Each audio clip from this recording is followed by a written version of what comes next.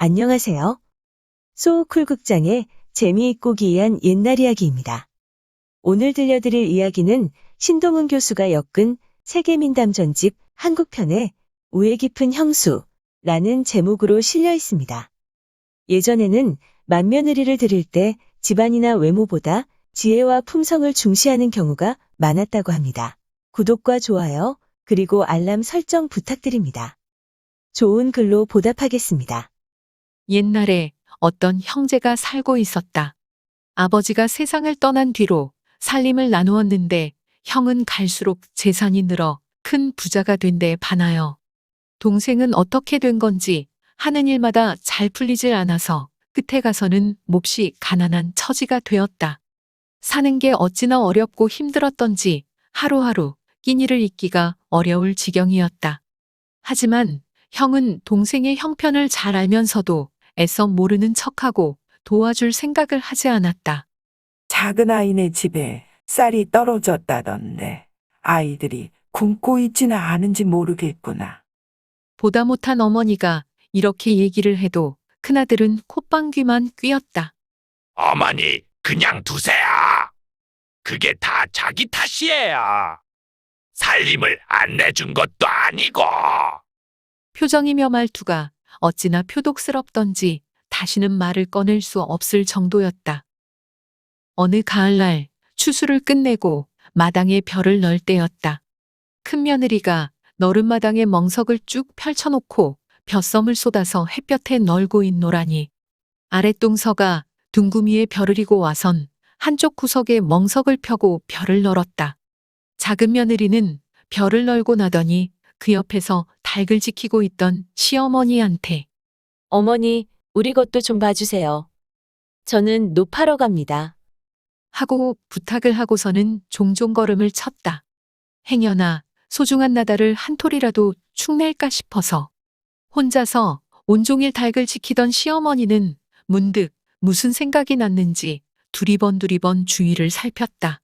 주위에 아무도 없는 걸 확인하고는 얼른 큰아들네 벼를 한말가웃 덜어다가 작은아들네 멍석에 옮겨놓고서는 짐짓단 청을 했다. 그런데 그때 방 한 구석에서 배를 짜던 큰며느리가 잠깐 바깥을 내다보다가 하필이면 그 모습을 보고 말았다. 하기야, 내가 보기에도 안 됐는데 어머니 마음이야 오죽할까. 큰며느리는 이렇게 생각하면서 짐짓 모른 척했다. 그날 저녁 품을 팔러 나갔던 작은 며느리가 와서 널었던 벼를 챙기는데 둥구미에 벼를 담고 보니 가져올 때와 달리 벼가 넘쳤다. 그녀는 고개를 갸웃거리더니 넘치는 벼를 덜어서 큰 집벼에 섞어 널어놓고는 자기가 원래 가지고 왔던 만큼만 담아서 돌아갔다. 큰며느리가 그 모습을 보고는 그만 탐복하고 말았다. 세상에 저렇게 정직한 사람이 다 있는가. 저런 사람을 안 돕는다면 사람이 아니지. 밤새 무엇인가 궁리하던 큰며느리는 이튿날 날이 밝자 하인을 보내 동서를 올라오게 해서는 찹쌀 한 말과 누룩을 주면서 말했다. 동서, 이걸 갖다가 술을 한 동이 잘 담그도록 하게. 예? 묻지 말고 내 말대로 하게. 술이 다 있거든 기별이나 제때 해주게. 작은 며느리는 궁금한 마음을 누르고 윗동서가 시킨 대로 정성껏 술을 빚었다. 이래가 지나자 제대로 익어서 술 익는 냄새가 진하게 우러나오기 시작했다. 형님, 이제 술이 다 돼가요. 그러자 다시 동서에게 돈을 건네주면서 큰며느리가 말했다. 이 돈을 가지고 이번 장에 나가서 질 좋은 쇠고기를 사다가는 양념을 잘해서 맛있게 굽게. 그런 다음 시아주버니를 오라고 해서는 술 대접을 하시게. 물을 섞지 말고 걸러서 독한 술 그대로를 대접해야 하네. 한껏 취하게 해야만 하네. 내 말 잘 알아듣겠지.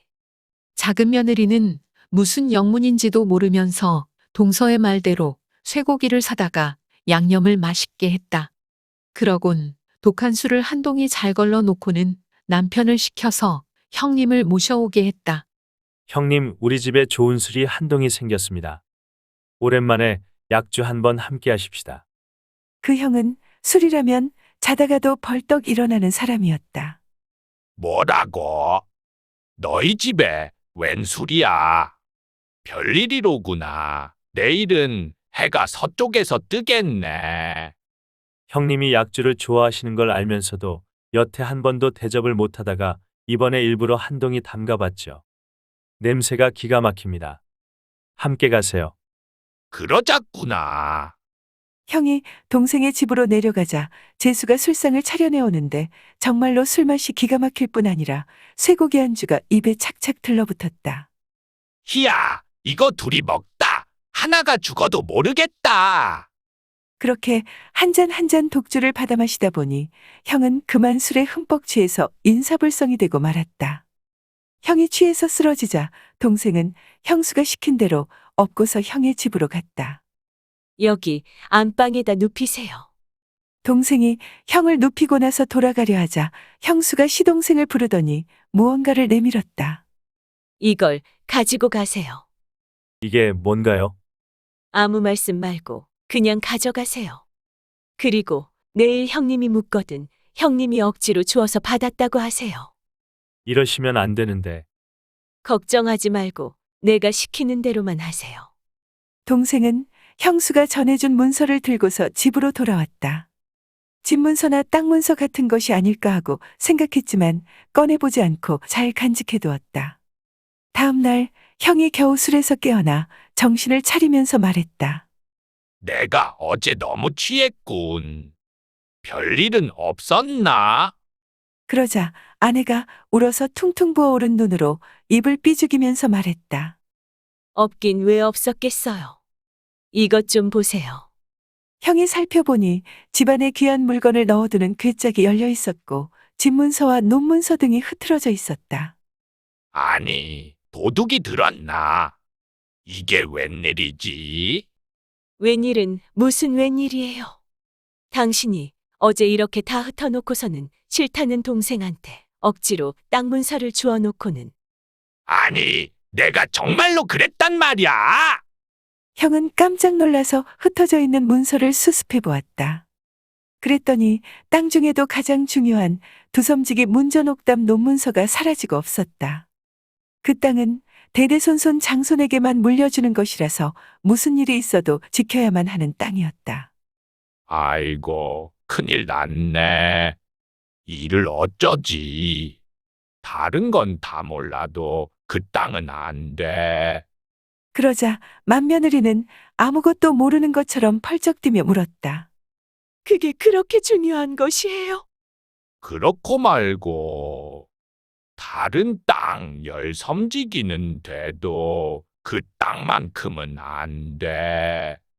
그러자 그녀가 살짝 거들었다. 그게 그렇게 소중하면 다른 문서라도 가지고 가서 바꿔오는 수밖에 없잖아요. 그래, 맞아. 형은 석섬지기 논문서를 찾아 들고서 부랴부랴 동생의 집으로 내려갔다. 형님, 웬일이세요? 아우야, 내 말 좀 들어볼래? 네, 형님. 어제 내가 너한테 준 논문서 말이지. 그걸 좀 찾으러 왔구나. 그걸 이것하고 좀 바꿔주면 안 될까? 그러자 동생이 간직했던 문서를 건네주면서 말했다. 형님, 그러지 않아도 갖다 드리려고 했어요. 그냥 가져가세요. 그러자 형이 문서를 받아들면서 안도의 한숨을 내쉬었다. 아니다. 그런 소리 마라. 이걸 받아라. 너도 좀 떵떵거리면서 살아봐야지. 사실 그간 내가 너무 무심했어. 형은 억지로 동생한테 석섬지기 논문서를 떠안기고서 자기 집으로 올라갔다. 동생 내외는 그 논문서를 앞에 놓고 가슴 벅차하면서도 어떻게 그게 자기네한테 올 수 있었는지 궁금하게 생각했다. 그 사연을 아는 사람은 오직 큰며느리 단 한 사람뿐이었다. 그 후 두 형제 내외는 길이길이 우애를 나누면서 잘 살았다고 한다. 들어주셔서 고맙습니다. 용어 설명에 올리겠습니다. 멍석은 흔히 곡식을 널어 말리는 데 쓰나 시골에서는 큰일이 있을 때 마당에 깔아놓고 손님을 모시기도 했습니다. 가늘고 질기게 새끼를 꼬아서 날줄로 만들고 100여 가닥을 늘어뜨려 그 사이로 짚을 넣어 꼬아 엮어내려가면서 짠다고 합니다. 둥구미는 지프로 둥글게 엮어서 알곡이나 채소 등을 운반하고 보관하는 용기를 말합니다. 놋은 날품 혹은 날품파리를 말합니다. 주로 시골에서 그날그날 품삯과 음식을 받고 일을 하는 품이나 품파리꾼을 지칭합니다. 참고 문헌 및 자료 출처 설명에 올리겠습니다. 신동은 교수가 엮은 세계민담 전집 한국편에 실린 이야기, 우의 깊은 형수가 기본 텍스트입니다. 한국콘텐츠진흥원, 문화콘텐츠닷컴, 한국민속 대백과사전의 기사와 사진, 그리고 대전시립박물관의 토지문서 기사와 사진, 또 한국민족문화 대백과사전의 기사와 사진을 참고했습니다. 또 조선시대 화가, 김홍도, 신윤복, 김득신, 장승업, 그리고 김준근의 그림 몇 점을 빌렸습니다. 또 위키백과와 나무위키에서 기사와 사진을 빌렸습니다.